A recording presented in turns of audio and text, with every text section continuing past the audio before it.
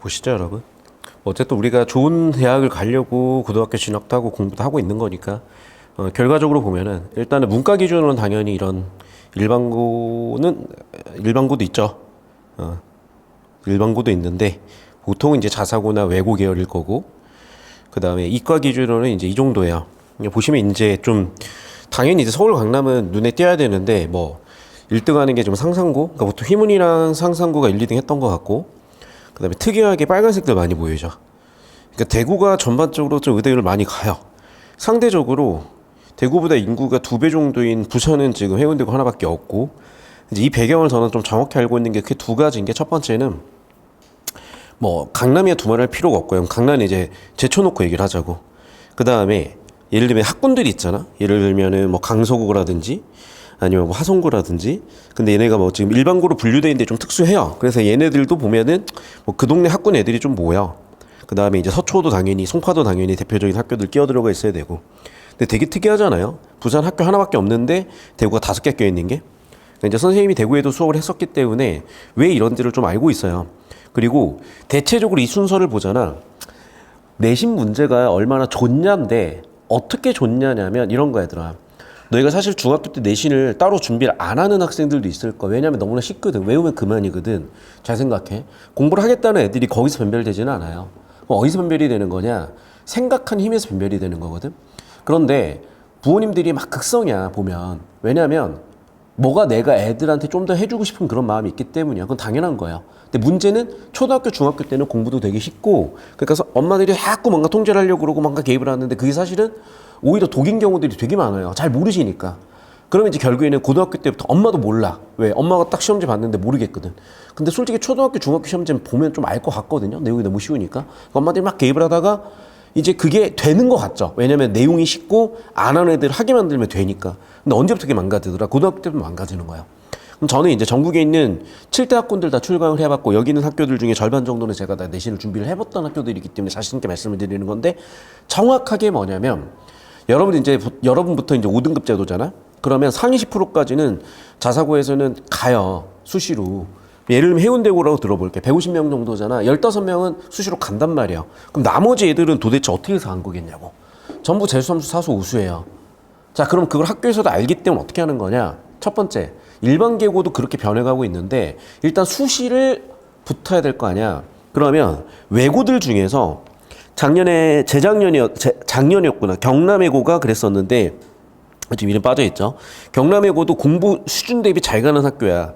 그런데 걔네들이 절반 정도가 수시 최저를 못 맞추고 탈락을 했어요. 그러니까 이제 점점 어떻게 하는 거냐? 다 수능형으로 변해간다니까. 왜냐면 내신형으로 내가지고 변별도 안 되거니와, 솔직히 내신형으로 문제 내는 거는 문제를 내기가 쉬워서 그렇게 하는 것 뿐이야. 그런데 쉽다는 건 정확하게 얘기할게. 적응이 되어 있다는 거야. 선생님들도 그러니까 계속 애들이 대학을 못 가기 때문에 이제는 수능형으로 내세요. 자, 그럼 여기서 이제 주목할 건 이거야. 잘 들어야 돼. 해운대고나 이런 어떤 뭐 휘문 이런 데도 마찬가지인데, 휘문은 당연히 강남이니까 훨씬 덜 걸었겠지만, 지방으로 내려올수록 자꾸 옛날 방식으로 대비를 하면서 학교 레벨은 높아지고 있는데 사교육 레벨은 낮아지고 있다는 거야. 자, 정리하면 이겁니다. 우리가 예를 들면 작품 정리 암기를 하잖아. 자, 이건 9등급제 기준으로 5등급에서 4등급 정도 애들이 변별되는 그런 구간이에요. 그러니까 이거부터 만들어내긴 해야 돼. 그래서 제가 이제 이것도 안 하진 않을 거고, 이건 언제 할 거냐면 오히려 거꾸로 제가 11월 달에 할 겁니다. 왜 그러냐면, 자, 지금 이 시기부터 공부를 하는 애들이 잘하는 애들일까? 11월 달이나 12월 달 시작한 애들이 잘하는 애들일까? 당연히 지금 하는 애들이에요. 그런데 11월, 12월에 온 애들을 데리고 뭘 해야 돼? 차라리 이거라도 하고 있어야 돼. 그럼 우린 지금 이게 7월에 시작하는 커리큘럼이잖아. 자, 얘네들은 뭐 할 거냐? 여러분, 제가 다음 주에는 해운대고 첫 시험, 뭐 휘문고 첫 시험, 포항제철고 첫 시험 어느 정도 레벨로 나오는지 같이 쳐볼 거예요. 그럼 장난 아니에요, 진짜로. 근데 그걸 다 맞추진 않아. 그런데 희한하게 다 맞추는 레벨인 애들이 있어. 걔네들은 사실은 지금 이 시기에 이미 고3 수업을 들을 수 있는 레벨인 애들이에요. 보통 여학생들이 그런 애들이 많아. 그래서 제가 이 지역뿐만 아니라 전국을 가장 잘 알고 있는 강사라고 자부합니다. 왜? 보통은 한 학교만 파지 저처럼 여러 개 학교를 다 하진 않아요. 자, 그걸 해냈기 때문에 이제 이걸 자신있게 말씀을 드리는 거고. 자, 그래서 이 커리큘럼은요, 다시 한번 얘기합니다. 우리 7월에 시작하는 커리큘럼은 자사고 기준으로 1, 2등급을 경쟁할 학생들을 위한 커리큘럼이고, 오히려 11월 개강하는 커리큘럼은 이거라도 일단 맞춰내는 커리큘럼이에요. 왜 그런지 설명드렸어요. 7월 때부터 하는 애들이 훨씬 잘하는 애들일 수밖에 없어. 7월 때부터 저는 사고력을 먼저 만들어 놓을 거예요. 그러면 11월 때부터 암기하는 거는 폭발적으로 늡니다. 잘 이해하셨죠? 자, 그러면 이제 어떤 경우에는, 11월에 와서 해결을 다 해달라는 경우가 있는데, 물리적으로 생각을 해보세요. 일단 시간이 부족하잖아요. 근데 이거를 내가 너무 자세하게 얘기를 하고 너무 있는 그대로 얘기하면은 장사가 안 되더라고요. 근데 장사가 안 되는 건 난 사실 상관이 없거든? 근데 문제는 뭐냐? 수강생들이 고생을 해. 강의실도 더 작은 강의실로 가야 되고, TV 같은 거 놓기도 힘들고, 이거 사실 TV 여기다 놓는 것도 제가 제 돈 들인 것도 있지만 싸워서도 놔두는 거예요. 여러분 좀 쾌적한 환경에서 공부할 수 있는 것도 제가 막 싸운 거고, 사실은 당연히 학생 수가 많아야 더 큰 강의실 거고, 더 자원도 많이 받을 수 있을 거고, 학생들도 효율적으로 공부할 수 있는 환경이 조성이 있단 말이야. 그래서 어쩔 수 없이 제가 솔직하게 얘기하는 구간이 있고, 솔직하게 얘기를 안 하고 거짓말을 한다는 게 아니라 그냥 말을 하지 않는 구간이 있는데, 제가 이쯤 얘기했으면 알아들으셔야 돼요. 알아들으실 분들은 다 알아들으셔서 선택하고 계세요. 제가 뭐 실적도 말씀드리면 이거는 전국적으로 이런 실적은 없어요. 제가 이제 지금 고2 애들이고 현재 고1은 이 반을 못 만들었습니다. 왜냐하면 저 혼자 만들 수 있는 반이 아니거든. 이 반을 만들어내려면은 사실 학원에서도 공감대가 만들어져야 되고 부모님들도 이해를 하셔야 되는데, 한 반 안에 이 정도 레벨인 애들이 모여 있어요, 사실은. 옛날에 강남대성이 그랬어요. 옛날에 강남대성 1반은 100명 정도 있었는데 곱하기 2를 하면 전국 등수였어요, 그게. 그래서 강남대성에 보통 빌보드라 그래가지고 이렇게 등수 쭉 매겼거든요. 그래서 보통 일반에서 내가 뭐 빌보드 안에 들어갔다. 그러면 걔네는 거의 전국 등수가 2자리, 3자리 정도 되는 레벨인 애들이에요. 그 정도 레벨이 붙어 있었단 말이야. 자, 그러면 이걸 이제 만들어낼 거거든요, 내년에는. 물론 이제 올해는 어떻게 될지 모르겠어요, 또. 근데 내년에 만들어낼 거고, 그 과정에 있는 거고, 그 첫 단추가 바로 이제 우리 지금 풀어가려고 하는 이 경제 지문입니다. 자, 그래서 전반적인 커리큘럼 안내라든지 이런 거는 제가 좀 더 자세하게 방금 보여드렸던 이 브로셔를 가지고 한 번 더 설명해 드리는 내용이 있을 거고, 오늘은 수업 중에 제가 이거를 좀 초반부 잡아놨으니까 참고만 해보시고, 여기서 참고할 거 하나만 말씀드릴게요. 자, 지금 받으신 교재 코드가요 23으로 시작하는 거야. 그러니까 22학년도 교재라는 얘기겠죠. 그런데 제가 경제는 더 거의 갱신하지 않는 이유가 22학년도 평가원을 기점으로 더 변하진 않아서 그래요. 그리고 그때까지 지문들 있으면 충분히 출제 예측이 되거든. 그래서 제가 추가하지 않았는데, 제가 이제 설명 같은 걸 하면은 22학년도부터, 그러니까 23학년도부터 대치 같은 설명을 이걸 다 찍어 오셨어요. 난 부모님인 줄 알았는데 교사분들이시더라고. 예측을 했죠. 3년 안에, 5년 안에 이거는 전국적인 트렌드가 될 거다. 왜? 교사분들끼리 내는 내신들은 서로 영향을 주고받으시는 어떤 문제 은행 같은 게 또 있거든요. 자, 아니나 다를까? 자, 이거를 작년 제가 자사고 대비반에서 커리큘럼을 짰어요. 결과는 뭐였지? 네. 올해 예를 들면 부산에서 1등으로 대학을 잘 가는 해운대고 1학년 기말고사 시험 범위가 A였어요. 그러니까 출제 예측이 아니야. 그냥 시험 범위가 제 교재라고 생각하시면 돼요. 당연하죠. 평가원 기출이고 그 기출을 누구보다 잘 꿰뚫고 있는 강사니까. 이게 그대로 세 지문 박혀 있어요. 그런데 이거는 뒤지기 어려워요. 이거는 만점자 28명 나왔던 수능이에요. 그러니까 고3도 이 정도 레벨을 다 맞추려면 전국에 28명이야. 무슨 레벨인지 알겠어요? 그러니까 그 정도 시험을 내는 학교라는 건 왜 그러냐? 그냥 우는 소리 하지 말고 강하게 따라오라는 거예요. 그러면 점수는 만들어져 있으니까. 자, 그럼 여러분 뭘 보고 있을 거냐? 내년에 독서 지문이 뭐가 나올지는 그 누구도 예측을 못해요. 하지만 예측이 되잖아요. 여기서 전교권은 변별이 될 거야. 자, 그러면 누구나 나올 거라고 예측하는 고전 문학이 있어요. 그건 11월 달부터 매듭을 지을 겁니다. 자, 그럼 이 방향이 맞냐? 맞죠. 왜? 부산에서 유일하게 의대 많이 보내는 학교 해운대고잖아. 첫 시험부터 이거 내잖아. 그러니까 이 방법이 맞는 거예요. 근데 이걸 못 버틴다? 공부를 못 하겠다는 얘기밖에 안 됩니다. 저는 공부를 잘하는 학생들을 만들고 싶은 거지 공부를 못하는 학생들한테 맞춰줄 생각이 없어요. 공부를 잘하는 학생들한테 여러분도 맞춰가셔야 당연히 결과는 나올 거라는 거. 자, 영상 여기까지 끊고요. 자, 이제 우리 교재 목차를 보시면 여러분 프롤로그가 있는데, 자, 옛날에는 이거를 제가 제일 뒷커리로 빼거나 제일 앞커리로 넣어가지고 해줬는데 내가 얘기했지. 이게 지금 자사고 1학년 첫 시험 범위가 돼버렸다니까. 그러니까 여러분은 어쩔 수가 없어. 잘 들어. 내년 3월 되잖아요. 학교 진도 나가느라 이런 거 아예 못해요. 그러면 11월, 12월 할 시간이 없어. 내가 얘기했죠. 아까 뭐 해야 된다고? 문법 개념 정리해야 되고요. 고전문학 정리해야 돼요. 그거 정리하기도 바빠요. 그럼 지금 뭐 해야 돼? 지금 할 수밖에 없어요. 그런데 이걸 어떻게 처음부터 하겠어? 그래서 여러분 결론이 이거예요. 여기까지 가는 애들은 자사고 가서 전교권이에요. 여기까지 못 가는 애들은 어쩔 수 없지만 1등급이나 2등급 목표를 하는 수밖에 없어. 그건 이미 결과로 나오고 있어요. 자, 그러면 우리는 첫 수업이니까 예를 할 수는 없고요. 여기 나와 있는 프리퀄 지문이나 에픽 지문을 볼 건데, 자, 결론부터 얘기하면 에픽 지문은 여러분이 풀면서 되게 문제도 좀 틀렸을 거고 어렵다는 생각도 분명히 있을 텐데, 그 치트키를 하나 드릴게요. 이걸 지금 습관을 들이세요. 자, 그래서 여러분이 교재 페이지 30페이지라고 돼 있고 다 맞추진 않았을 거거든. 근데 여러분 잘 들어야 돼. 얘는 연습이 되면요 5분 컷이에요. 근데 왜 여러분 5분 컷을 못했냐. 특히 1번부터 틀려놨던데 왜 그런 거냐면 여러분이 중학교 때 독서에서 이 이론을 배우는데 이론과 실제 적용의 갭이 너무나 떠서 그래. 자, 무슨 얘기냐면 여러분 문제 푸는데 수학에서도 마찬가지. 누구는 10분 동안 막 이런저런 풀이를 풀고 있는데 누구는 1분 만에 깔끔하게 딱 풀어버리죠. 그 차이를 얘기하는 거야. 그래서 남들은 10분 동안 푸는 걸 나는 1분에 푸는 방법을 드릴 건데요. 여러분 첫 번째 문제는 써놓으세요. 독서 첫 번째 문제는 항상 뭘 묻냐면 주제와 구조를 물어봐요.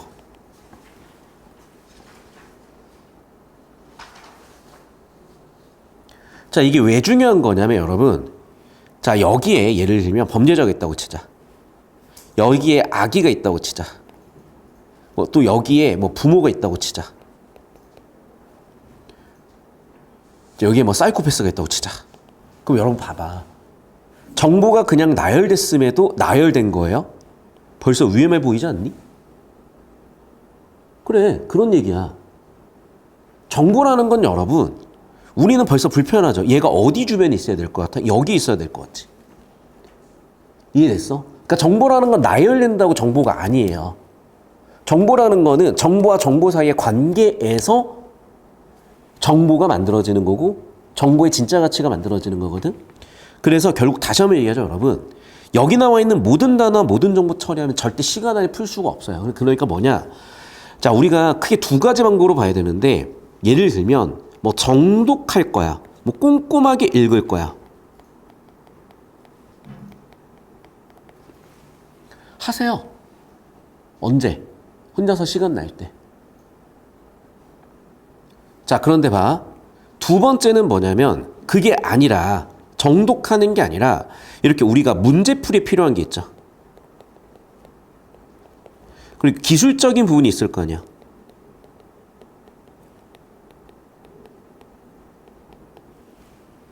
맞니? 접근. 기술적인 접근이 필요할 거 아니야. 자, 이제 그런 기술적인 접근을 설명을 드릴 거예요.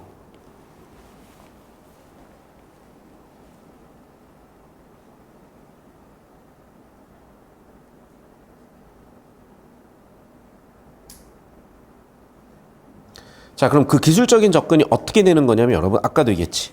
주제라고. 주제는 글 전체를 관통한 한 단어일 수도 있고 한 문장일 수도 있어요. 여러분 그러면 읽어보셨을 거니까 1달러만 더 좁혀서 볼게. 제일 중요한 하나의 개념만 딱 찾아보세요. 그게 뭐야? 그래. 그러니까 아까 어렵다며 못 읽기 때문에 아니요 하잖아요. 통화정책이요. 그럼 끝난 거야 얘들아 사실은. 자, 그럼 봐봐. 통화정책은 중앙은행이 자 문장의 주어 서브젝트 S 잡아볼게요. 중앙은행이 뭐 하는 거야? 조절하죠. 뭐를? 이자율과 통화량을 조절하죠. 뭐 하려고? 물가 안정을 달성하기 위해서. 어느 어브젝트 목적어 부위는 서술어 부위야. 자, 봐. 지금 통화정책이라는 그래서 가장 정보가 높은 부분이니까 영어의 문장 구조 잡듯이 구조를 잡으면 의미가 되게 명확해졌어. 자, 그럼 여기서 여러분 두 번째 할 일은 이거야. 자, 그럼 여기서 중요한 단어는 뭐예요? 이자율 통화량으로 뭘 만들어? 물가 안정을 만들잖아요. 자, 그럼 봐 얘들아. 이자율 통화량을 조절해서 물가 안정 같은 목적을 달성하죠. 여러분 잘 봐. 그럼 목적 달성하기 위한 조건 같은 걸 우리는 수단이라고 하죠. 어떤 수단을 가지고 목적을 달성하죠. 자, 공부를 많이 했어. 성적이 나오겠죠? 그게 수단과 목적이야. 자, 좋은 학교를 가서 열심히 했어. 수단이고 목적은 좋은 대학을 가는 거다. 자, 좋은 대학을 가는 수단을 통해서 우리는 또 뭐 더 나은 삶이라는 목적을 달성할 수 있겠지. 자, 그럼 봐. 이 둘의 관계는 원인과 결과라고 볼 수도 있죠. 원인, 결과. 우린 이걸 줄여서 인과관계라고 하고요. 앞쪽을 cause, 원인, 뒤쪽을 effect, 결과라고 할 거고 전 앞으로 얘를 C와 E라고 쓸 거예요. 제가 이런 기호를 쓰면 자꾸 어려워하는데 익숙해지셔야 돼. 우리가 수학의 기호를 씀으로써 수학 풀이를 쓸 수가 있고 되게 편해지신 거랑 똑같아요. 익숙해지셔야 돼. 왜냐면 아까 지금 첫 문제 틀렸어요. 다 맞은 애가 아까 1번 문제를 틀렸거든. 이걸 못해서 그래요. 그러니까 내용 일치가 돼. 어느 정도 읽을 줄 알아. 내가 그래서 이것부터 수업을 하는 거야. 다시 한번 얘기합니다. 인과관계를 잡아야 돼. 그럼 뭐가 원인이야? 이자율 통화량이 원인, 물가 안정이 결과겠죠. 인과관계를 잡자고 이렇게. 됐니 여기까지? 자, 그럼 이제 두 번째 퀴즈예요. 통화정책이 뭔지는 알았어. 이자율 통화량으로 물가 안정 조절하는 거래. 자, 그러면 2달러부터 끝달러까지 봤을 때 그 다음으로 중요한 개념 뭐예요? 역시 자, 통화정책은 중앙은행이 하는 거다. 중앙은행이 통화정책을 하는 거다. 봐. 1달러, 2달러 똑같은 거 반복되는 거 보이죠? 그러면 통화정책이 봐. 의도한 효과. 효과는 원인이에요, 결과예요? 효과. 결과죠. 요건은 원인이야, 결과야? 원인이죠. 그럼 봐. 원인을 몇 가지로 쪼개놨어요? 그래. 그러면 이 글의 주제는 뭐와 뭐겠어? 선제성과 정책 신뢰성이라고요. 그래서 카우즈 원, 첫 번째 요건 선제성, 두 번째 요건 정책 신뢰성이라고. 자, 지금 이 말이 어려운 중3들이 대부분일 거거든. 해야 돼요. 왜 해야 되냐면 이걸 자꾸 밀어버리면 언제 하냐면 고등학교 때 해. 근데 애들아, 고등학교는 내신 하나하나가 다 수능 시험이고 내신 하나하나가 전부 다 대학을 결정하잖아요. 그러니까 지금 머리가 복잡하고 힘들어도 그냥 버텨서 해버려야 돼요. 안 그러면 여러분 평생 극복할 수 있는 시점이 오질 않아. 아니면 재수 삼수야. 돈 써서, 시간 써서. 지금 하세요. 지금 여러분이 중3 때 되게 중요하다고 생각하고 뭐 되게 할 만한 공부들이 있죠. 고3 되면 아무것도 아니야. 근데 문제는 그 레벨에서 성장을 안 하잖아요. 아무것도 안 돼 있다니까, 공부가. 버티셔야 돼. 근성으로 버티셔야 돼. 자, 그럼 다시 보세요, 여러분. 자, 그러면 그 2단락의 주제가 뭐야? 선제성이죠. 3단락의 주제가 뭐예요? 정책 신뢰성이죠. 그리고 그 정책 신뢰성을 지키게 한 방법으로 기업 준칙주의와 니은 재량주의가 있죠. 여러분, 내가 현관펜 친 걸로만 답이 다 나와요, 정말로. 그러니까 우리가 읽을 때 어디에 집중을 해야 돼? 현관펜에 집중을 해야 돼. 앞으로 여러분 2색 현관펜, 4색 볼펜을 꼭 가지고 다니세요. 국어 노트랑. 선생님, 준비물 공유 좀 해주세요. 국어 노트, 1 국어 노트, 2 2색 현관펜, 4색 볼펜, 3번 샤프. 제발. 문제는 샤프로 풀고. 그냥 흘리지 말고, 쌤도. 연습장은 줄 쳐진 연습장이에요. 자, 됐어요, 여기까지 여러분. 그럼 답이 어떻게 나오는지 설명을 해드릴게요. 자, 아까 1번 문제를 틀려놨더라고. 여러분 잘 봐. 자, 여러분. 정보를 두 개로 우린 분류해 볼 거예요. 1번 선지. 글의 주제인 통화정책 맞죠? 자, 목적 있다 그랬어요. 여러분, 자, 봐.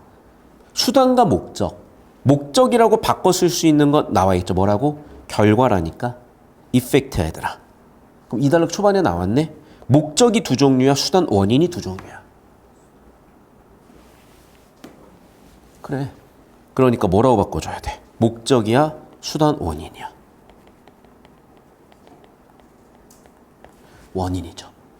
요건이죠. 요건이 두 종류죠. 근데 1번부터 틀렸잖아. 무슨 얘기인지 알겠어? 그러니까 피지컬은 되는데 기술적인 연습이 안 돼 있는 거예요. 그래서 1번부터 틀리는 거야. 너무 쉽잖아, 얘들아. 봐.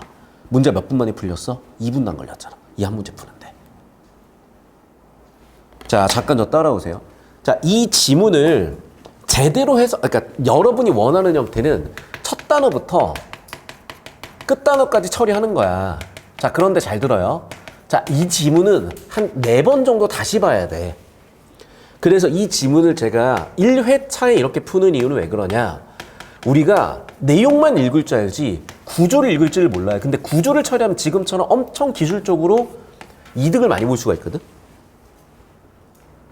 그래서 이거를 보여줄 수 있는 지문이 몇 개 없어요. 그러니까 이거를 되게 극단적으로 우리가 보여서 연습을 딱 하시면서 나중에 2회차 때 그때 내용 공부도 꼼꼼하게 다시 보는 거예요. 그리고 3회차 때 복습을 하면서 내 것으로 만드는 거고. 자, 4회차까지 가면 뭐가 목적이 될까? 시간 단축이 목적이 되는 거야. 그래서 공부를 한 번에 끝내는 게 아니라 2번, 3번, 4번 하는 이유가 뭐냐면 목적이 조금씩 달라요. 근데 이 지문 기준으로는 첫 번째 저는 구조에 집중을 했고 나중에 여러분을 얘를 다시 보는 기회가 있을 거야. 그래서 제가 영상도 지금 이거를 구조 처리에 초점을 두고 봤는데 다른 뭐 한 1년 전, 3년 전 영상을 보면 이쪽까지 같이 묶어가지고 제가 영상 하나 더 찍어 놓을 거예요. 그래서 본 영상의 목적은 여기입니다. 그리고 이전, 과거 영상의 목적은 여기야. 그러니까 이걸 구분해가지고 공부를 하시고 자, 그럼 구조를 본다 그랬을 때 자, 카메라 이쪽으로 와볼까요? 1단락의 주제는 뭐라 그랬어? 통화정책이야.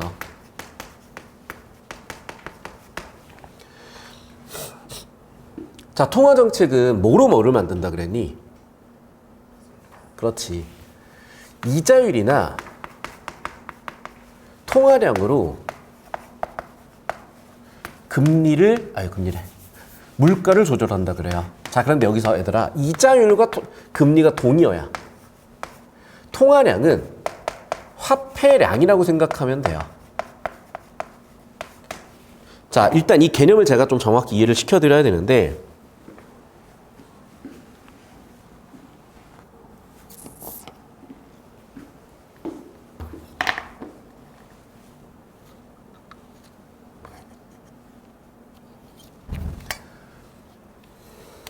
자, 배경지식적으로 여러분 이런 거야. 뭐든지 공급이 많아지면 가치는 올라갈까 떨어질까요? 흔해졌어. 가치가 높아 떨어져. 그렇죠. 희소해야 가치가 높다고 알고 있잖아. 공급이 많아져서 가치가 떨어지는 거야. 그럼 화폐량이 많아지면 화폐 가치는 어떻게 될까? 떨어지겠죠. 그럼 화폐를 빌리는 대가로 내는 이자나 동의와 금리라 그랬다. 이자율과 금리는 당연히 화폐 가치가 떨어지면 어떻게 되겠어요? 떨어지겠죠. 돈 빌리는 대가로 줘야 되는데 돈이 가치가 떨어졌으니까 빌리는 대가도 떨어지겠지. 자, 한 번에 듣고 이해 안 될 수 있어요. 근데 여러분 들으시면 돼. 여기까지 이해되셨어? 그래서 여러분 기억해야 되는 돈의 공식이야. 얘들아, 돈의 공식 모르면 돈 문제 생기겠지. 맞잖아. 법을 모르면 법 문제 생길 거 아니야. 똑같아요. 자, 그래서 뭐와 뭐는 이자율과 통화량은 반비례 관계, 역의관계예요. 자, 그럼 애들아, 사람들이 돈이 없죠. 돈이 없으니까 물건을 살 수 있겠어, 없겠어? 없지? 물건을 살 수 없으니까 살려는 사람이 없으면 가격은 떨어질까, 높아질까? 떨어지죠. 이해됐어? 이게 기본 공식이에요. 그럼 물가를 낮추려면 어떻게 하면 돼? 금리 이자율을 높이면 된다요. 이해됐어? 1단락의 이 내용을 계속 반복합니다. 좀 이따 보시면 알 거예요. 자, 2단락은 자, 그래서 그럼 통화정책이라는 결과를 만들어내기 위한 요건이 2가지가 있어요. 첫 번째 요건과 두 번째 요건. 첫 번째 요건은 뭐라 그랬어? 선제성. 자, 왜 미리 해야 되는데? 시차가 있기 때문이래. 자, 무슨 얘기냐? 내가 뭔가를 딱 했을 때 바로 되는 게 아니라 시차가 있대. 그게 1단락에 좀 이따 나와 있는데 이게 지금 여러분이 첫 수업이잖아요. 이 머리가 터질 거기 때문에 자세하게 얘기하기 힘들어. 자, 그런데 이런 식이에요. 중앙은행이 금리를 높여. 그럼 통화량이 줄어. 통화량이 주니까 사람들이 소비나 투자를 못해. 소비 투자를 못하니까 수요 공급도 줄어. 수요 공급이 줄었으니까 사람들이 구매력이 떨어져. 경기가 진정돼. 경기 진정되면서 구매력도 떨어져. 구매력도 떨어졌으니까 물가도 떨어져. 자, 그럼 봐. 내가 뭔가 금리라는 정책을 딱 결정했을 때 한참의 시간이 걸리죠. 그래서 뭐라 그러냐? 이거를 시간차라고 해서 시차라고 하거든. 근데 선제성이 문제가 되는 이유는 시차 때문이라고 좀 이따 나올 거예요. 자, 3단락, 4단락을 볼게요. 어차피 여러분 내용 많이 줘봐 이해 못하니까 이것만 내가 최소한으로 주는 거야.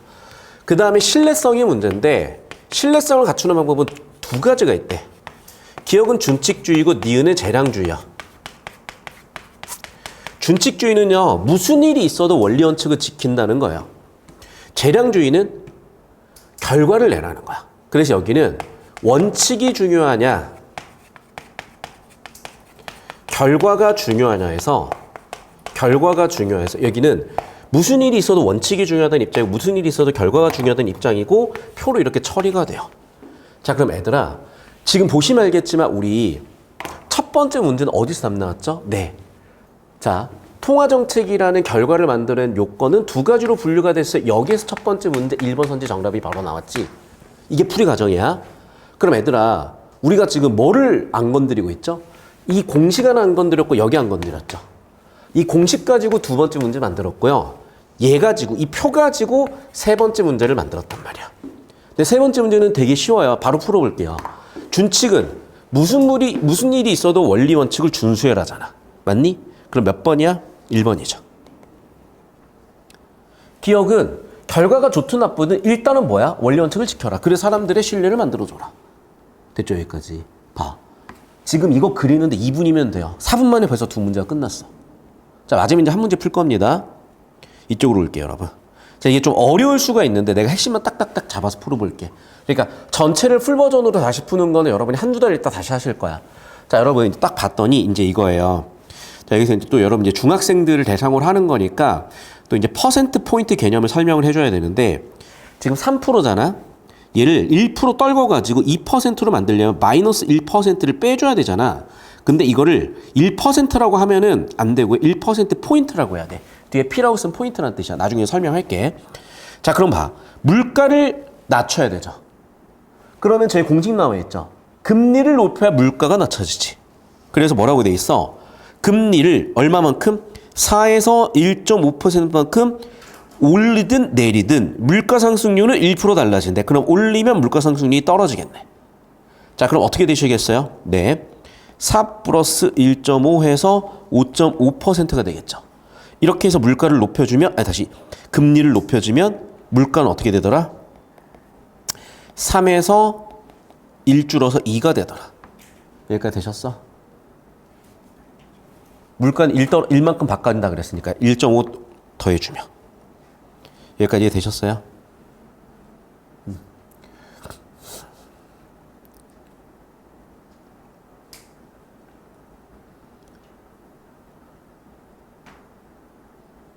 질문. 자, 그럼 봐, 얘들아. 자, 1번부터 차근차근 이제 쭉 보실 건데, 일단은 5.5라는 얘기가 나와줘야죠. 맞죠? 일단 5.5라는 얘기가 나와줘야 돼. 됐지?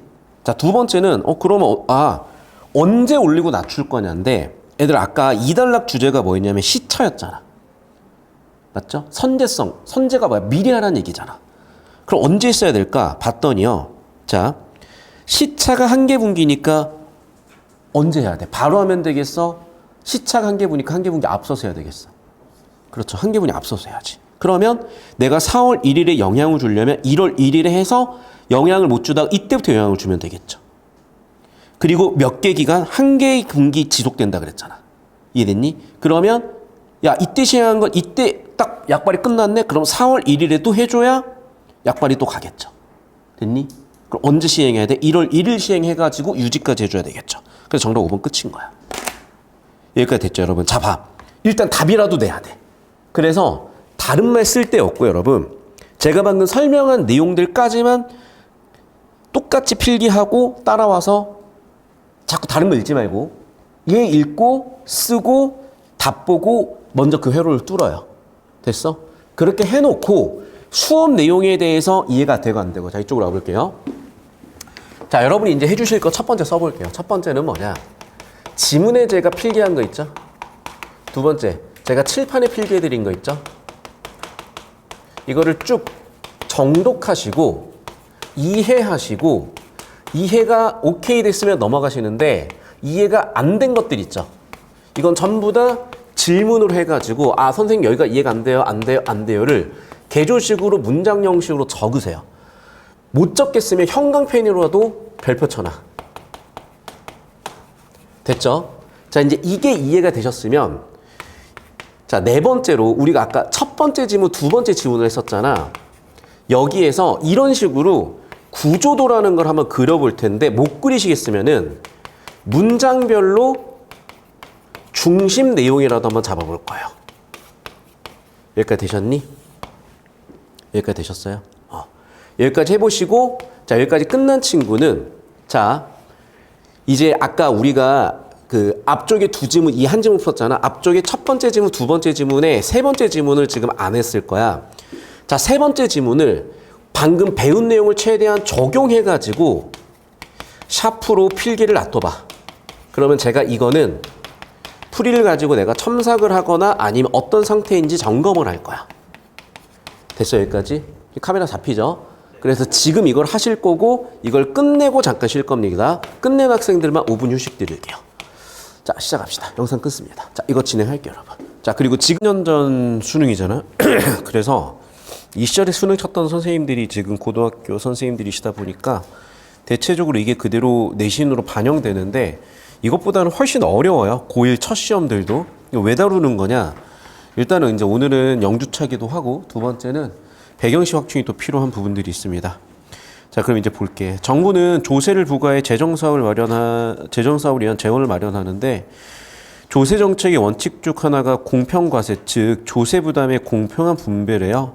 누구에게 얼마의 조세를 부과할 것이냐 매우 중요하다. 자, 읽어보면 무슨 얘기인지 알 건데 여러분이 기본적으로 조세라는 개념에 대해서 안 잡혀 있으면 내용이 팡 터지는 거야. 근데 세금 모르는 사람 없잖아요. 그러니까 세금에 대한 얘기를 쭉 하고 있구나. 이 정도는 잡으셔야 돼.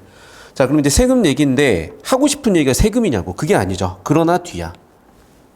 일일이라는 지시어예요. 이걸 여러분이 중학교 2, 3학년 때 다 배웠어. 지금 세모친 애들 이름이 뭐죠? 표지입니다. 잘 알고 있네. 그러니까 아는 학생이 있고 모르는 학생이 있는데 왜 그러면 교과서 들어가 있다니까. 그런데 옛날엔 이걸 안 가르쳤어. 그러니까 학교 선생님들도 이거 아는 선생님이 계시고 모르는 선생님이 계시고 가르치는 선생님이고 안 가르치는 선생님이 계시는 거예요. 근데 모르면 이거 작살나요. 근데 이제 수학하고는 다르게 여러 가지 접근 방법이 존재하는데 사실 여러분 수학도 뭔가 수학이라는 과목의 특징 때문에 그렇게 접근이 되는 거지. 여러분 국어든 수학이든 이제는 계속해서 뭔가 만들어지고 있기 때문에 특히 국어든 그래서 이렇게 따라오셔야 되고 지시표지와 연결표지가 있는데요. 지시표지는 말 그대로 지시하는 표지고 연결표지는 연결하는 표지예요. 그러니까 이거를 잡으셔야 되는 이유가 얘네들이 정보 간의 관계를 밝힙니다. 자 그럼 봐. 1단락 항상 뭐 하는 단락이야? 토픽 세팅. 제가 줄여서 주제 세팅 단락이라고 할 거예요. 자 그럼 봐봐. 조세를 줘야 되는데 어떤 일이 벌어지냐? 조세 전가 현상이 발생이 된대요. 자 그럼 여러분 쭉 읽어보니까 조세 전가 현상은 어떤 특징이 있을까? 문제죠. 왜? 의도한 게 아니잖아 지금. 됐니? 의도한 게 아니니까 조세 전가 현상은 문제예요. 자 2단락 가볼게 그러면. 자 정부가 볼펜에 자루당 100원의 물품세를 생산자에게 부과한다고 할 때 세금 부과 전에 자루당 1,500원에서 100만 자루가 자 그럼 이 얘기도 마찬가지인데 그냥 그래프 보시면 돼요. 오케이? 자 그럼 그래프를 봐 여러분. 자 그래프 보셨어요? 이 그래프 설명인 거야. 자 여러분 자 X축이에요. 이거는 퀀티티 양이고요. Y축이요. 프라이스 가격입니다. 자 그럼 당연한 얘기인 게 여러분 이거는 D는 디맨드 수요 곡선이야. S는 서플라이 공급 곡선이요. 그러니까 이 공식은 기본적으로 알고 있어야 되는 게 자 그러면 왜 Q랑 P가 정비례하냐? 당연하죠. 왜? 일단은 판매한 입장에서는 가격이 비싸지면 많이 이득을 볼 건 더 많이 만들고 싶을 거 아니야. 자 반대로 왜 디맨드 수요 곡선은 반비례하냐? 가격이 비싸질수록 돈이 없으니까 못 살 거 아니야. 기본 공식은 이해해야 돼. 자 그럼 봐봐. 자 판매자야 너 100원씩 팔아서 이자 세금 내 라고 하면 판매자는 당연한 얘기지만 뭐 하고 싶어지냐면 100원만큼 평행이동하고 싶어진다고. 그러니까 수학이라고 생각을 해야 돼. 자, 그럼 봐봐. 여기 나와 있는 A는 뭐예요? 100원이에요. 조세예요. 뭐 하고 싶어? 평행이동하고 싶어. 왜? 부과된 100원만큼이니까. 그러니까 S1에서 S2로 지금 전부 다 위로 평행이동이 되어 있죠.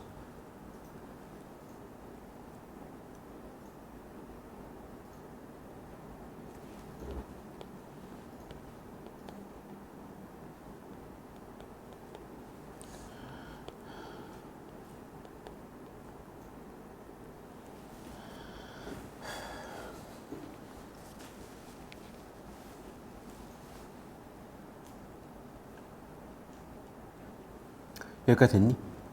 자, 그럼 봐, 얘들아. 지금 여기서 S1에서 S2로 전부 다 평행이동이 됐고 100원만큼이 올라갔잖아. 그런데 그 100원만큼을 다 낼 수는 없을 거예요. 왜? 사고 싶은 사람들은 또 돈의 한계가 있고 하니까. 그래서 교점이 어디로 움직여진다는 거야? 여기로 교점이 움직인다는 거야. 그래서 원래는 여기에서 교점이 여기로 움직이면서 여기 새로운 Q, P가 시장 가격과 시장 생산량이 된다는 거야. 여기까지 됐니?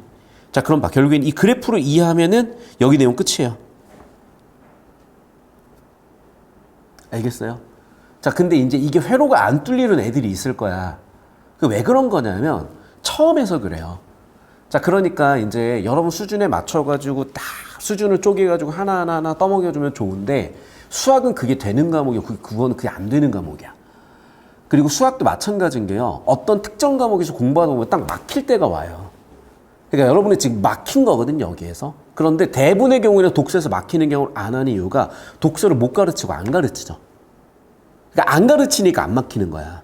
잘 생각해봐. 내신학원에 독서를 얼마나 가르치냐고요. 결론은 그럼 뭐냐? 버티셨으면 돼. 결국에는 여러분 이 단락이 그냥 이 A에 대한 설명이구나 읽어보셔야 되고, 자, 여러분한테 팁을 드릴게요. 친절하게. 여러분 이해가 안 되는 거는 여기다 별표 치세요. 또는 현관펜 치세요.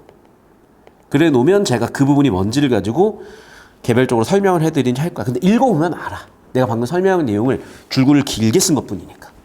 됐어요, 여기까지? 자, 그럼 봐라, 얘들아. 문제가 풀려요. 왜? 수학 문제니까. 자, 여러분 잘 보셔야 돼. 아까도 얘기했었죠? 자, 평행이동 전은 여기였다. 평행이동 후는 여기야. 됐니? 그러면 전에는 100만자로 1,500원에 팔다가 이제 Q, P에서 사고 판다는 거예요. 여기까지 됐어?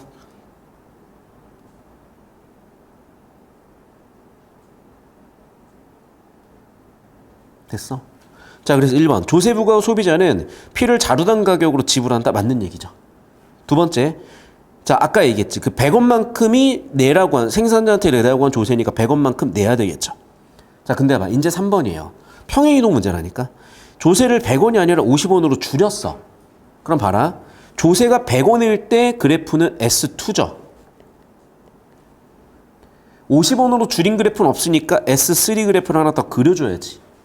그럼 S3 그래프를 하나 더 그려주면 S3 그래프는 어떻게 되겠어? 이렇게 되죠. 100원이 아니라 50원이니까 맞아? 그럼 봐라. 우리는 자 S1을 기준으로는 여전히 어디에 있어요? 왼쪽 위에 있잖아. 맞니? S1 기준으로는 여전히 검정색 S3 그래프 왼쪽 위에 있잖아. 왼쪽 위잖아. 맞아요? 그래서 오른쪽 아래가 아니라 왼쪽 위라고 해야죠. 여기까지 됐니? 질문.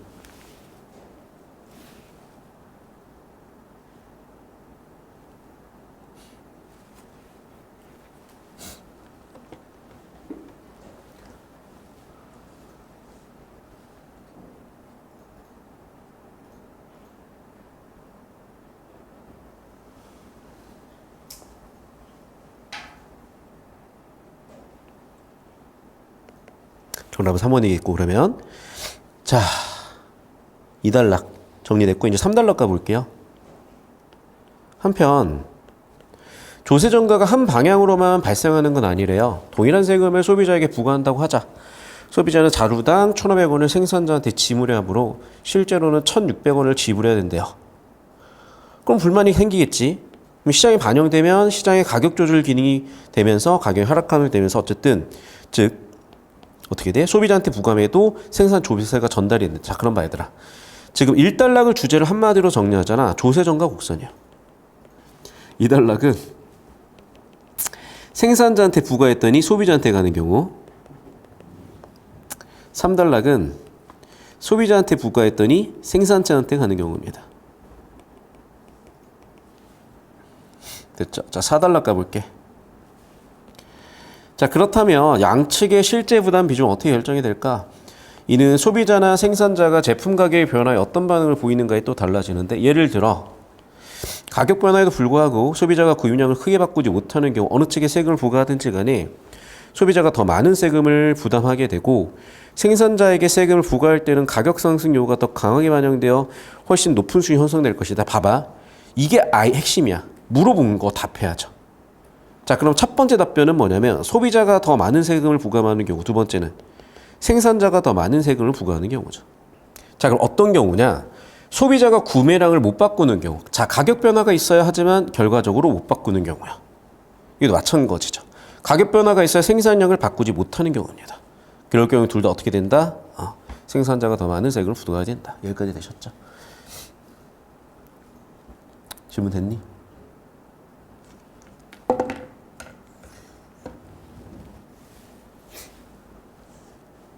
답은 되게 쉽게 나와요, 여러분. 자, 봅시다. 조세정가. 소비자는 생산자가 제품 가격 변화에 어떤 반응을 보이는가에 따라 조세 부담 비중이 달라진다. 봐. 주제 끝이네. 이게 지금 4단락 주제 그대로 들어와 있잖아요. 그러니까 얘들아 잘 들어야 돼. 내용을 이해를 해야 돼. 그러면 내가 좀 이따가 내용 이해를 시켜드릴게요. 자, 그 다음에 넘어와서 얘는 아까 바로 설명 끝났고, 자, 이런 거 얘들아. 가격에 따라서 소비량을 줄일 수 있냐 없냐 했지. 그럼 봐봐. 바나나 가격이 올랐더니 오렌지를 구매한다. 이걸 뭐라고 하냐면 대체제라고 해요.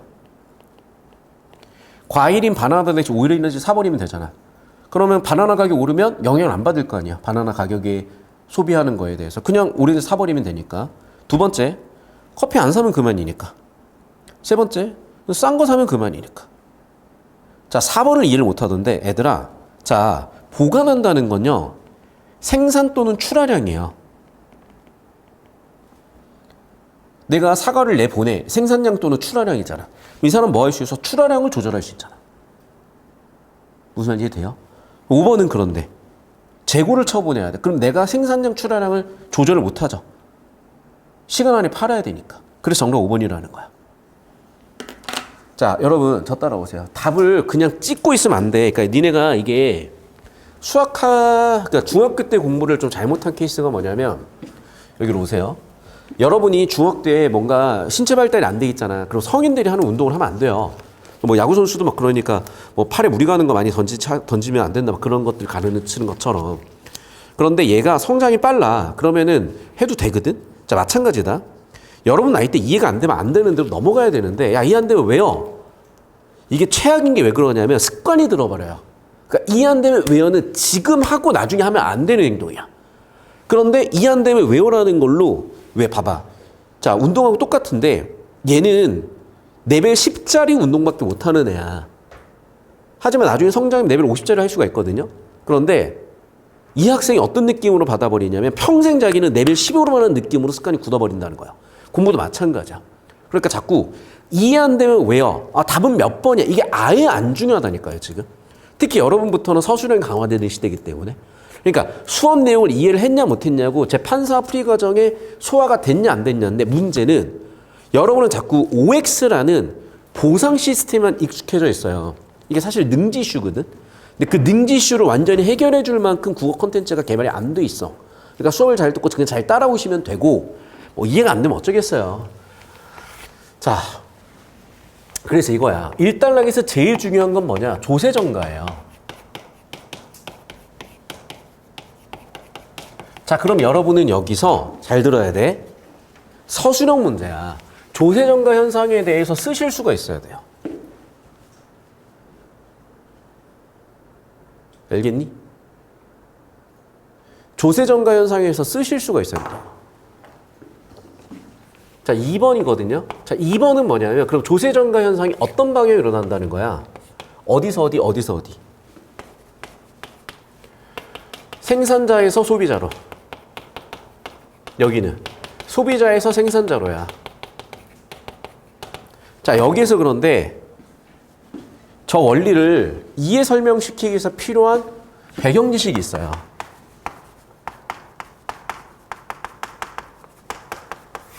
그래서 X축은 quantity, Y축은 price라고 해놨고, 자, supply 곡선, 생산 곡선은 여러분 당연한 얘기지만 가격이 비쌀수록 많이 만들어 팔고 싶지 않겠어요? 그 얘기야. 자, 반대로 이제 수요 곡선, 디맨드 곡선이거든요.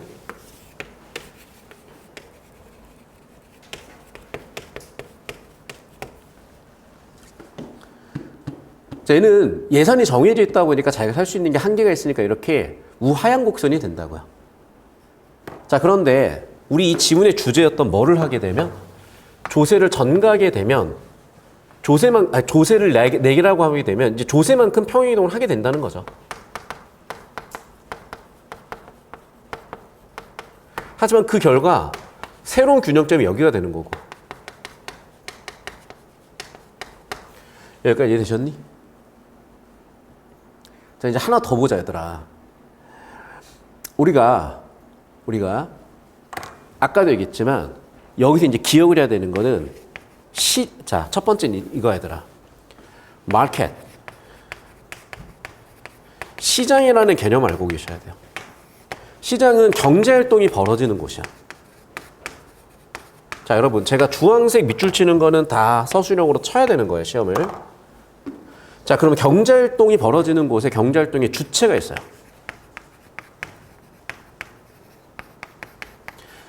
배경식으로 알고 있어야 되는 겁니다. 첫 번째는 기업. 기업은 생산의 주체예요. 가게는 소비의 주체입니다.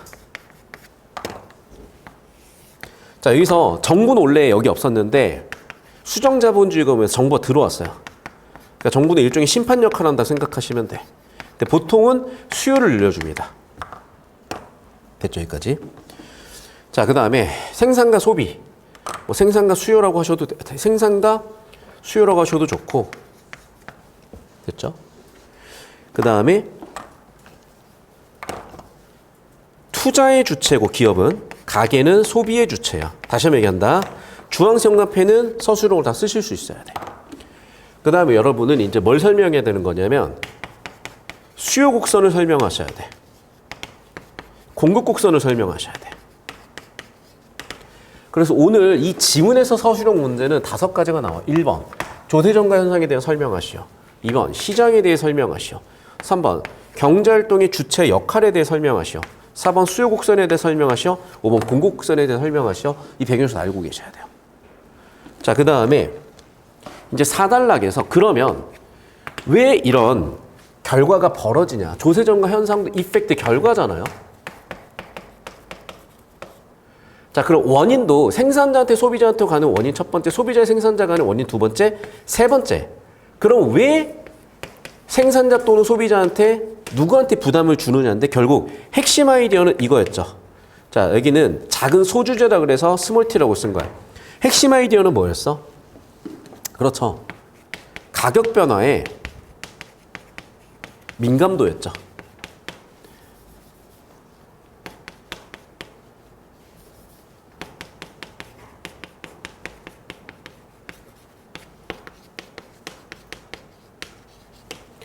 여기까지 됐을까?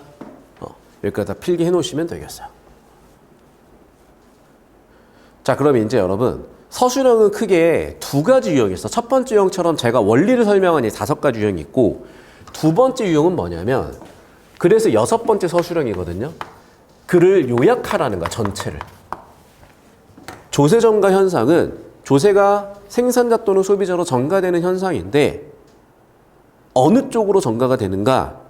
가격 변화에 따라서 생산량이나 소비량을 줄이지 못하는 경우 그쪽으로 전가가 된다. 이렇게 요약문까지 쓰셔야 돼. 요약문은 50자 드릴 거고, 지금 여러분 학교에서 갑자기 원고지 쓰고 있거든요.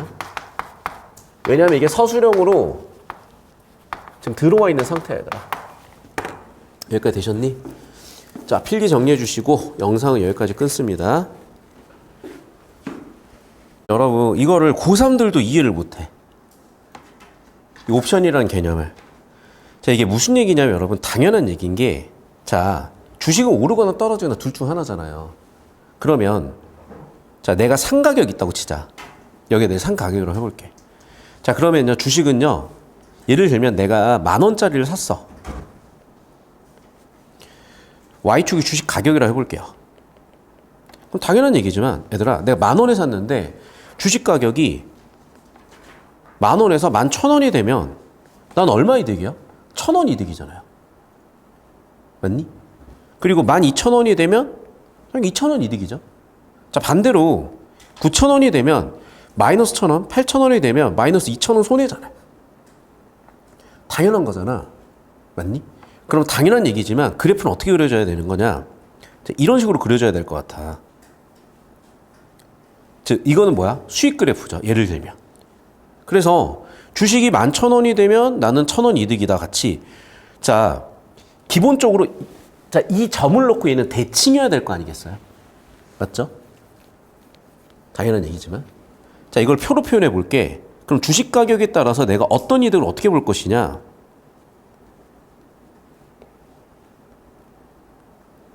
자, 손익을 계산하잖아요. 그럼 12,000원이면 나는 플러스 2,000원의 수익이 나. 플러스 1,000원의 수익이 나. 0원이요. 마이너스 1,000원이요. 마이너스 2,000원이요. 맞지? 그럼 플러스 마이너스 해가지고 지금 뭐 되고 있어? 0원을 기준으로 대칭되고 있잖아요, 지금. 맞아, 여기까지? 자, 그런데 봐. 이 옵션이라는 걸 이용하면요, 여러분, 어떻게 되냐?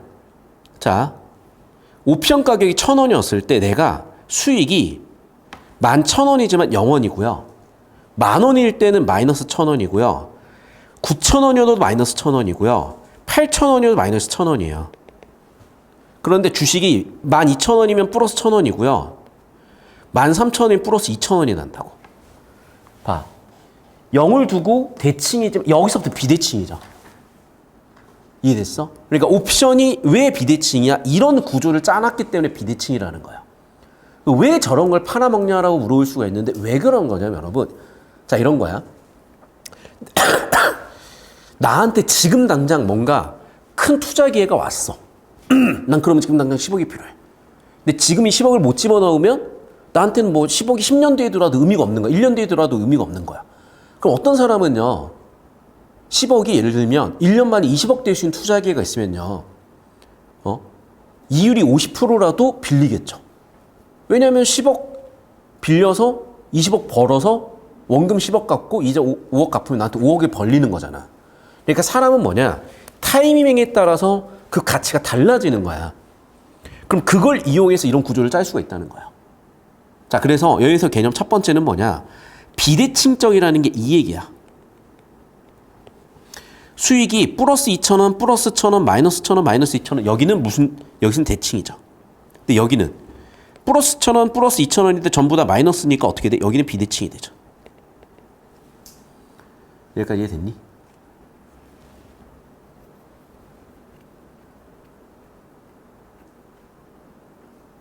여기까지 이해되셨어요?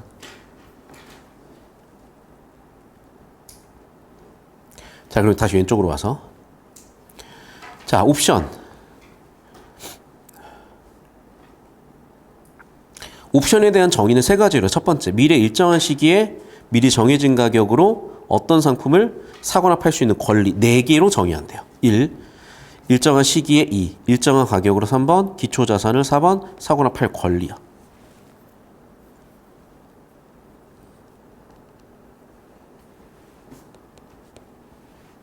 자, 2달러. 역사에 등장하는 최초의 옵션이 있는데, 최초의 옵션 어떻게 돼? 고대 그리스 시대로 거슬러 올라가고, 탈레스가 있는데 올리브의 앞찾기에 대한 옵션을 개발했다고 전해지고, 그래서 막 얘기를 해요, 여러분. 자, 그럼 봐봐. 일단 시점이 두 가지. 첫 번째는 파종기에 권리를 샀죠. 자, 이제 수확기지. 수확기 풍작이면 어떻게 돼? 당연히 수요가 많아지겠죠. 임대료 상승하겠죠. 그럼 어떻게 하면 되니? 싼 가격에 빌릴 수 있으니까 이윤을 남기겠죠. 반대로 흉작이야? 그럼 당연히 수요가 줄겠네? 안 빌리게 해버리면 돼요. 즉 무슨 얘기야? 내가 옵션 프리미엄, 옵션 가격만큼만 포기하면 돼요. 자, 이게 이제 정리가 안 될까봐 제가 좀 이따가 옆에다 정리 한번 해드릴 건데, 무슨 얘기냐면 이제 이거예요. 자, 여러분 이제 습관을 들여야 돼. 제가 칠판으로 정리해드렸지만, 여러분이 여백에다 정리하는 것도 한번 해볼게. 자, 1단락의 주제는 뭐예요? 옵션이요. 자, 그럼 여러분은 옵션에 대해서 뭐 할 수 있어야 돼? 정의를 쓰실 수 있어야 돼. 이 연습을 하시라고. 옵션은 뭐야? 행사 시기에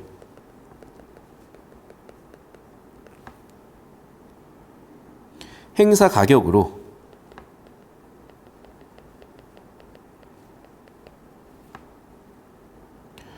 기초 자선을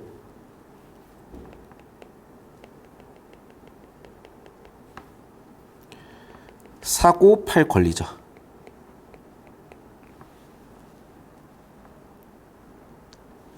행사 시기에 행사 가격으로 기초 자산을 사고 팔 권리. 여기까지 되셨습니까?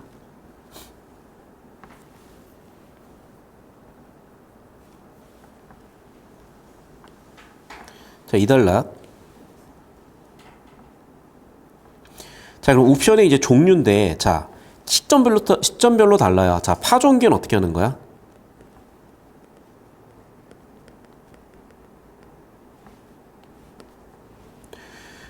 자, 옵션은 뭐야? 권리죠. 그러니까 옵션을 구입을 해. 자, 그러면 자, 파종기에 구입한 옵션은 행사 시기가 뭐겠어요? 수학기겠지.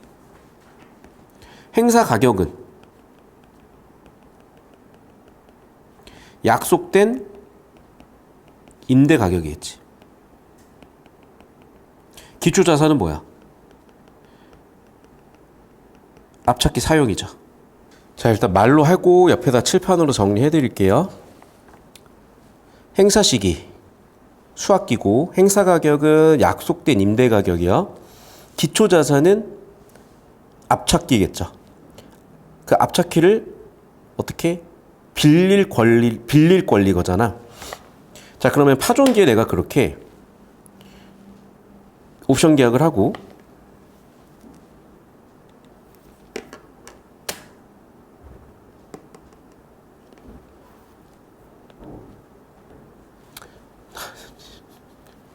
이제 또 되는 거 뭘까?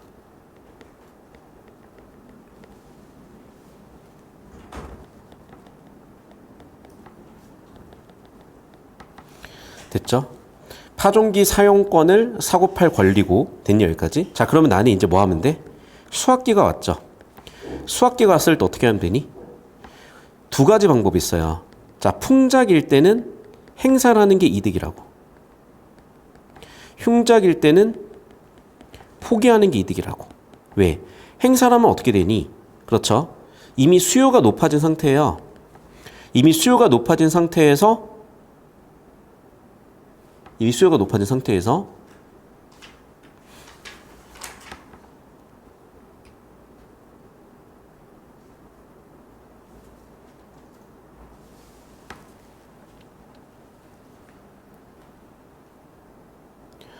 당연히 임대 가격이 높아졌을 거고, 임대 가격이 높아졌으니까 내가 약속된 임대료에 임대하게 되면 이득을 볼 거 아니야.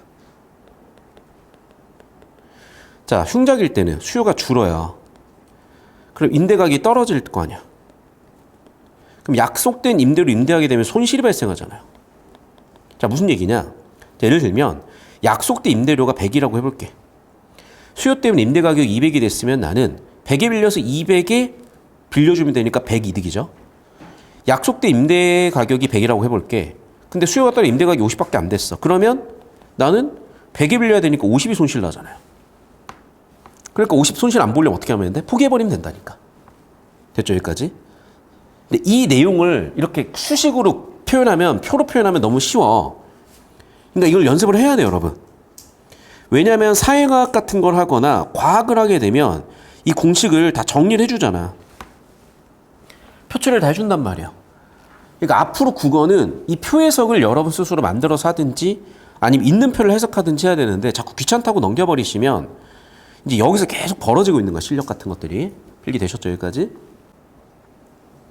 자, 이제 3단락 가볼게. 자, 그러면 이와 같은 특성 때문에 어떤 일이 벌어져? 비대칭성이 만들어진대요. 때문에 세모 치세요. 인과관계. 이제 이 구조는 이제 다 아니까 설명 안 할게. 나중에 이제 구조에 초점 둬서 다시 한번 설명을 할 거야. 자, 그러면 이제 옵션 프리미엄이라는 게 중요해지는데, 자, 여기 있는 내용 이제 봅시다. 이제 이걸 그래프로 설명을 한 거잖아. 그러니까 아까 수요 공급선도 마찬가지고 경제는 기본적으로 수학이야. 그래서 그래프 해석을 하셔야 돼요. 자, 그래프 해석을 해보자, 얘들아. 자, 해석을 해보시면, 잘 봐요, 여러분. 내가 지금 옵션을 1,000원 주고 샀어. 이 1,000원은 뭐야? 옵션 프리미엄이에요. 그럼 봐. 일단 나는 얼마가 나 있어? 손실 1,000원이 나 있는 상태야. 왜냐면 옵션을 샀잖아요, 1,000원에. 그러니까 마이너스 1,000원이 일단 찍힌 상태야. 그런데 아무리 주식이 꼬라박아도 안 사버리면 그만이잖아요. 그러니까 나의 손실은 1,000원에서 손실이 더 이상 나지 않는 거야. 무슨 말인지 이해되셨어요? 여기까지 이해되셨죠? 그러니까 이제 옵션을 우리나라 말로 하면 선물이거든. 그러니까 선물과 이제 뭐 선물 투자를 해가지고 큰 이득을 보는 이유 중에 하나가 이런 거예요, 사실은. 왜냐하면 수익과 손실의 비대칭성. 그러니까 이 원리를 알잖아요. 그냥 가만히 있어 돈이 늘어. 되게 신기하죠. 여러분 근데 왜 아셔야 되냐면 이게 참 안타까운 게 아니지. 왜냐하면 인간 항상 적응의 동물이거든. 예를 들면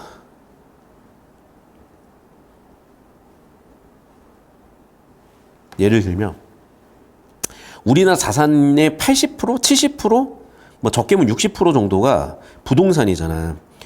근데 왜 그런데 자꾸 서울에 있는 강남구에 있는 집값들이 오르게 될 수밖에 없는 거냐면 여기는 결국에는 여러분 집값이 오르는 게 아니라 화폐예요. 우리나라 부동산, 우리나라 아파트는 화폐라고. 일종의 비트코인 같은 거야. 근데 자본주의가 굴러가려면 무조건 인플레이션이 있어야 되고 무조건 통화량을 뿌려야 돼요. 그러면 상대적으로 자산 가치가 오르고 떨어지는 건데 이제 보면은 이게 말이 안 되는 가격이잖아. 지금 보면 100억짜리 집이 있잖아요. 근데 저도 보면 진짜 깜짝깜짝 놀라는 게 100억짜리 집이 생겼다니까? 아파트가? 근데 이게 진짜 말이 안 되는 금액인데 이게 금액이 이렇게 돼버렸고 예를 들면 한번 시세 한번 볼까요? 그래프가 안 나오나? 호갱노노 같은 데 가봐야 되나? 대표적으로 압구정 현대 이런 데가 좀 유명해요. 그러면 한번 실거래가 볼게. 자, 여러분 봐봐. 지금 보면요. 7년 동안 뭐 그때도 비쌌네. 21억짜리가 지금 얼마 가니? 거의 뭐 찍혀 있는 게 50원, 60억 가까이 찍혀 있잖아요, 지금. 그럼 지금 불과 7년 만에 3배 뛴 거예요. 자, 그런데 예를 들면 이제 부산의 대장 아파트를 볼게. 부산의 대장 아파트가 어디냐? 예를 들면 뭐 센텀 뭐가 있을까? 트럼프? 뭐자 여기. 이건 오피스텔이네요.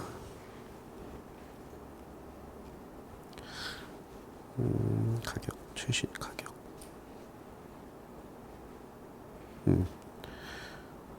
보시면 안타깝게도 3배가 뜨질 못하죠.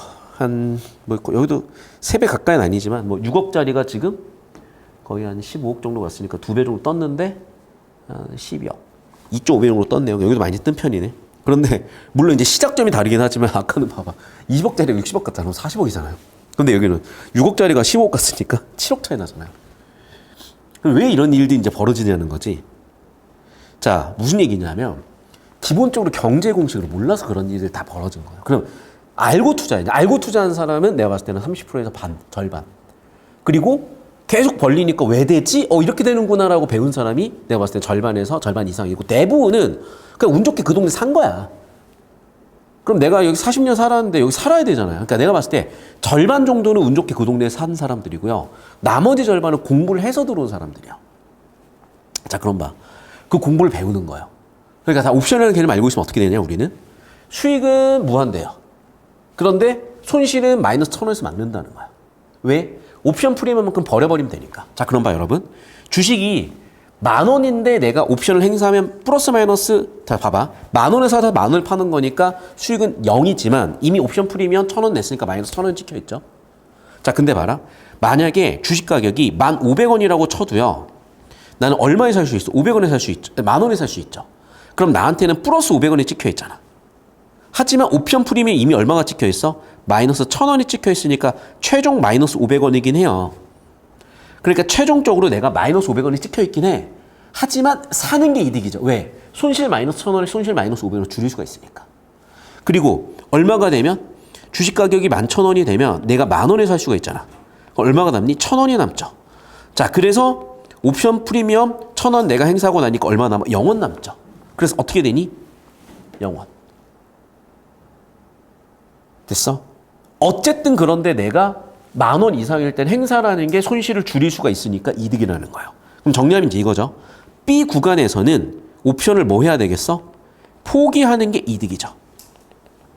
A 구간부터는 옵션을 어떻게 행사하는 게 손실을 일단 줄일 수 있고 여기서부터는 이득 구간이니까 이득이지. 여기까지 되셨니? 자, 그럼 이제 그래프 해석이야. 자, 정리하면 뭐예요? 그렇죠. 아까도 얘기했지만은 A, 옵션 행사하는 게 이득이라고요. B, 주식 가격이 아무리 낮아져도 손실은 1,000원에서 일정이야. 근데 얘들아, 고3 대신 1, 2등급 나오는 애들도 이걸 이해를 못해요. 고3 돼서도. 그러니까 무슨 얘기냐. 지금 해야 되고 어차피 지금 안 됐어. 나중에 또 기회가 오겠지만 지금 해놔야지 고3 때 재수함수가 안 간다니까. 가더라도 이득으로 가는 거고. 자, 그 다음에 이제 3번 선제 볼게. B가 수평인 것은, 자 봐봐, 뭐 했어? 우리는 포기했잖아요. 틀린 건 정답은 3번이겠죠. 자, B가 세로축 0보다 아래에 있는 거 옵션 프리미엄 1,000원이지. 아까 얘기했죠? 이게 바로 수익의 비대칭성이라고. 주식 가격이 오르면 오르는 대로 비례해서 수익은 보지만 마이너스가 난다, 비례해서 손실을 보지 않잖아. 여기까지 되셨어요? 자, 필기 정리도 하셨고, 자, 이제 바로 이제 4단락 가지고 풀었고, 이제 5단락, 6단락인데 이거야. 자, 그럼 경영자한테 옵션을 주면 어떻게 되겠어? 주식 가격을 띄어서 나중에 주식을 더 싸게 사서 비싸게 팔 수 있는 구간을 만들려고 하겠지. 그 얘기야. 자, 그래서 기본적인 이해가 끝나셨으면 답은 다 나와. 자, 1번 선지 보세요. 자, 옵션이라는 건 뭐야? 권리인데 1단락 정의에서 사고 팔 권리라고 했으니까 괜찮죠? 그리고 2단락의 옵션의 원리, 뭐 했어? 행사할 수도 있었지만 포기할 수도 있었죠. 1단락 원리에서 나왔죠, 이런 거는. 정답은 2번이고, 행사 시기가 아니라 뭐라고? 최초의 약속이지. 주식의 자산, 아까도 앞찾기 이런 거 예시로 2단락에 나와 있었죠. 옵션 프리미엄 옵션을 행사하는 후에 얻게 되는 이득이다. 그게 아니라 뭐라고? 옵션 가격이죠. 구매 금액이죠. 여기까지 정리되셨니? 자, 53번에 이제 기억부터요. 흉작이면 앞찾기를 빌릴 권리를 포기하면 된대요. 자, 앞찾기 기능이 떨어진다 등등 흉작이 앞찾기를 빌릴 권리를 포기하면 된다. 왜? 가격이 떨어진다. 난 비싼 가격에 빌려야 되잖아. 5번이죠. 그러니까 내용을 원리를 이해해야 돼. 안 그러면 못 풀어 어차피 얘들아. 근데 이제 이해가 안 되니까 그냥 답만 찍고 외우려고 하는데 아니요. 수업 내용을 이해해서 필기해서 정리하면서 가시면서 이런 것들을 두 번, 세 번 쓰다 보면 이해가 안 될 수가 없다고요. 자, 아까도 얘기했죠. 주식 가격을 높게 만들면 내가 싼 가격에 살 수 있으니까 이득이라고. 그게 2번이라고. 여기까지 되셨니? 자, 오늘 수업 영상 여기까지인데 자, 저 따라오세요. 여러분 해주실 일이 뭐냐? 교재가 나갈 건데요. 교재에다가 오늘 수업 필기한 거 그대로 다시 한번 복습 필기하세요. 두 번째, 읽으시면서 조금이라도 이해 안 되는 거 형광펜 별표 쳐서 오세요. 세 번째, 질문 같은 거 만들어서 오시는 거야. 됐어? 자, 그리고 네 번째 과제는 뭐냐면 좀 미리 풀어 오시는 건데 지금 이제 정답률이 꽤 높거든요. 이게 될지는 모르겠어. 근데 하루에 3지문씩 해가지고 풀어 오시는데 사실 작년에 이제 현대차원 같은 데 간 애들 있을 거 아니에요. 지금 현대차원고 전교 4등 한 친구가 있는데 얘는 사실은 고2 때부터, 중2 때부터 고3 수업을 들어가지고 여기 있는 거 거의 다 맞추는 애였어요. 자, 근데 우리 이제 방학 7월이 시작인 거잖아. 그래서 제가 좀 욕심을 한번 부려볼게요. 자, 여러분 지금 받은 지문에 18페이지 프리퀄부터 해가지고 오늘 푼 것도 있지만 뒤쪽에 안 푼 게 있거든요. 하루에 3개씩. 한번 풀어가지고 오세요. 꽤 어려울 건데 일단 틀려오는 게 목적이야. 다음 시간에 다시 한번 제가 잡아 드릴 거고 실력은 차근차근 쌓이실 거고요. 자, 오늘 수업 여기까지 하겠습니다.